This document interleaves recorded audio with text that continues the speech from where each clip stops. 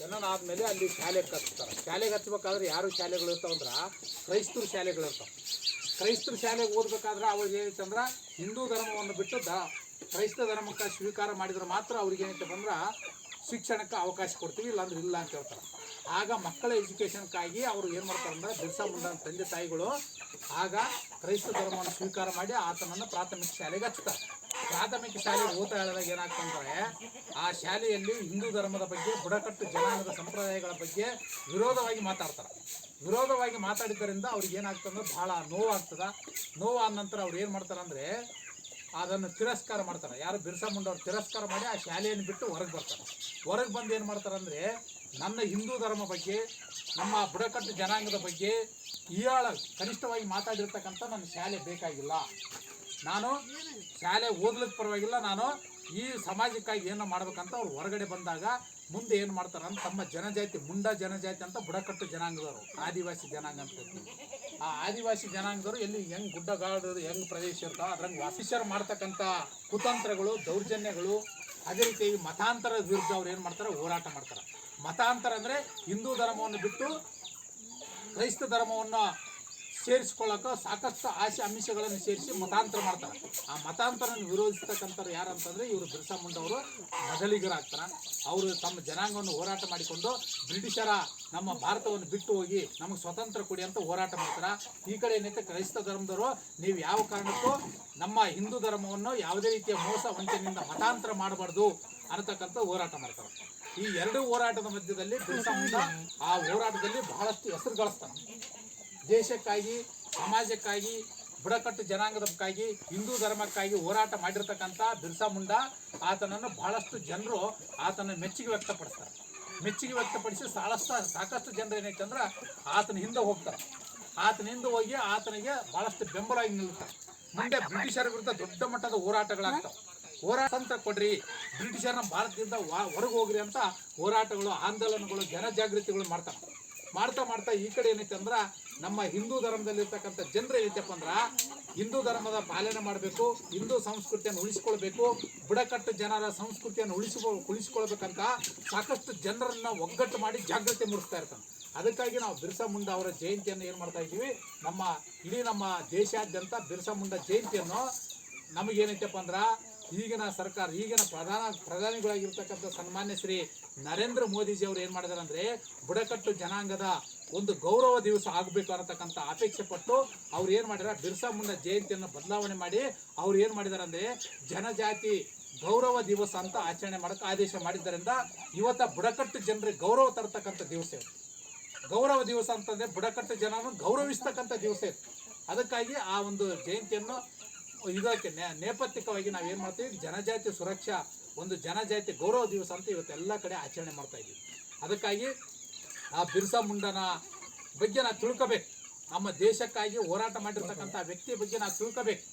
ಇಡೀ ನಮ್ಮ ರಾಂಚಿಯಲ್ಲಿ ಹೋದಾಗ, ಜಾರ್ಖಂಡ್ ರಾಜ್ಯದಲ್ಲಿ ಹೋಗ್ತಕ್ಕಂಥ ರಾಂಚಿಯಲ್ಲಿ ಹೋದಾಗ ನಮ್ಗೆ ಏನಂತ ಬಹಳಷ್ಟು ಅಲ್ಲಿ ಬಿರ್ಸಾ ಮುಂಡೆಗೆ ಸಂಬಂಧ ಒಂದು ಥೀಮ್ ಪಾರ್ಕ್ ಅಂತ ಮಾಡಿದ್ದಾರೆ.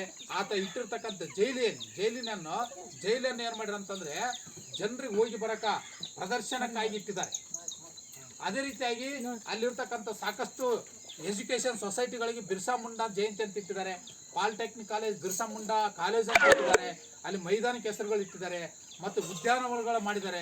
ಇದೆಲ್ಲ ಮಾಡಿ ನಮ್ಮ ಭಾರತ ದೇಶಾದ್ಯಂತ ಅವರ ಹೆಸರನ್ನು ಚುರಾಯಿ ಉಳಿಯುವ ಹಾಗೆ ಮಾಡಿದ್ದಾರೆ. ಇಂಥ ನಿರ್ಜನ ಪ್ರದೇಶದಲ್ಲಿ ನೋಡಿ, ಎಲ್ಲ ಗುಡ್ಡ ಬೆಟ್ಟದಲ್ಲಿರ್ತಕ್ಕಂಥ ನಾವೆಲ್ಲ ಗುಡ್ಡ ಬೆಟ್ಟದಲ್ಲಿರ್ತಕ್ಕಂಥ ಇಲ್ಲೇನೈತೆ ಮಕ್ಕಳು ಶಾಲೆಗೆ ಹೋಗಂಗಿಲ್ಲ.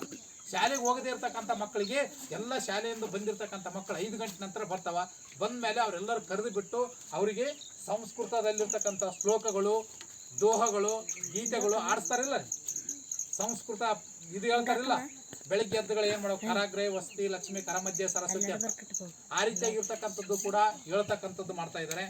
ಮತ್ತು ಅದೇ ರೀತಿಯಾಗಿ ಅವ್ರಿಗೆ ಏನೈತೆ ಅಂದ್ರೆ ಬೇರೆ ಇವತ್ತು ಪಠ್ಯ ಪುಸ್ತಕಕ್ಕೆ ಸಂಬಂಧಪಟ್ಟಿರ್ತಕ್ಕಂಥದ್ದು ಏನು ಮಾಡ್ತಾರೆ ಅಂದ್ರೆ ಸಾಕಷ್ಟು ಆ ಶಾಲೆಗಳಿರ್ತಕ್ಕಂಥ ಪಠ್ಯ ಪುಸ್ತಕಗಳನ್ನು ಏನು ಮಾಡ್ತಾರೆ ಅಂದರೆ ಆ ಮಕ್ಕಳಿಗೆ ತಿಳಿಯುವ ಹಾಗೆ ಇಲ್ಲಿ ಟ್ಯೂಷನ್ ಕ್ಲಾಸ್ನಲ್ಲಿ ಹೇಳ್ತಾರೆ. ಅದಕ್ಕೆ ನಮ್ಮ ಭಾಗದಲ್ಲಿ ಟ್ಯೂಷನ್ ಕ್ಲಾಸ್ ಅಂತೀವಿ ನಾವು. ವನವಾಸಿ ಕಲ್ಯಾಣದಿಂದ ಏನಂತ ಕರಿತೀವಿ, ಮನೆ ಪಾಠ ಕೇಂದ್ರ ಅಂತ ಕರಿತೀವಿ. ಮನೆ ಪಾಠ ಕೇಂದ್ರದಲ್ಲಿ ಬಂದಿರತಕ್ಕಂಥ ಮಕ್ಕಳಿಗೆ ಸಂಸ್ಕೃತ ಬಗ್ಗೆ ಹಿರಿಯರಿಗೆ ಗೌರವ ಕೊಡಬೇಕು, ಹಿರಿಯರನ್ನು ಗೌರವಿಸಬೇಕು, ಮತ್ತು ಶಾಲೆಯಲ್ಲಿ ಗುರುಗಳಿಗೆ ಗೌರವ ಕೊಡಬೇಕು. ಈ ರೀತಿಯಾಗಿ ಬೇರೆ ಬೇರೆ ಹುಡುಗರಿಗೆ ಒಳ್ಳೆಯ ಸಂಸ್ಕೃತಿಯನ್ನು ಹೇಳ್ತಕ್ಕಂಥದ್ದು ಇವತ್ತು. ಆ ಸಂಸ್ಕೃತಿಯನ್ನು ಹೇಳ್ತಕ್ಕಂಥದ್ದು ಎಲ್ಲಿ ನಾವು ಇದು ಮಾಡ್ತೀವಿ ಅಂದರೆ ಈ ವನವಾಸಿ ಮನೆ ಪಾಠ ಕೇಂದ್ರದಿಂದ ಮುಖಾಂತರ ನಾವು ಹೇಳ್ತಾ ಇದ್ವಿ. ಅದಕ್ಕಾಗಿ ನೀವು ಶಾಲೆ ಬಿಟ್ಟ ನಂತರ ಎಲ್ಲರೂ ಏನು ಮಾಡ್ಬೇಕಂದ್ರೆ ಎಲ್ಲ ಆ ಕಡೆಯಿಂದ ಹಾಕ್ಬೇಕು, ಇಲ್ಲಿ ಹೋದ್ರೆ ಆಗ್ತದೆ. ನಾವೆಲ್ಲ ಏನು ಮಾಡ್ಬೇಕಂದ್ರೆ ನಾವೆಲ್ಲರ ಏನು ಒಂದು ಮಂತ್ರ ಬರ್ತದೆ, ಯಾರಿಗೆ ಹೇಳ್ತಾರೆ ಮಂತ್ರಗಳು ಕಲಿಬೇಕು.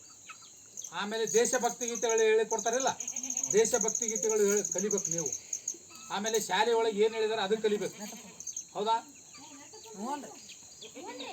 ಸಂಸ್ಕೃತಿ ಏನು ಹೇಳ್ಯಾರ ಶ್ಲೋಕ, ಕರಗ್ರೇ ವಸ್ತಿ ಲಕ್ಷ್ಮಿ ಕರಮಧ್ಯೆ ಸರಸ್ವತಿ ಅಂತ ಹೇಳ್ಯಾರ. ಕಲ್ತ್ರೆ ನೀವು ಬರ್ತದ? ದೇಶಭಕ್ತಿ ಗೀತೆ ಬರ್ತಾವ, ದೋಹಗಳು ಬರ್ತಾವ, ಕಬೀರ್ ದೋಹ ಅಂತ ಬರ್ತವೆ, ಕಬೀರ್ ದೋಹಗಳು ಇವೆಲ್ಲ ಕಲೀರಿ. ಇವತ್ತು ಮಂಜುನಾಥ್ ಇದ್ದಾನೆ, ನಿಮಗೆಲ್ಲ ರೀತಿ ಕಲಿಸ್ಕೊಡ್ತಾನ.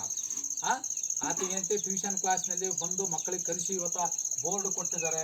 ನಿಮಗೇನು ಬೇಕಾದೆಲ್ಲ ಕಲಿಸಲಿಕ್ಕೆ ಏನು ಬೇಕಾದೆಲ್ಲ ಕೊಟ್ಟಿದ್ದಾರೆ.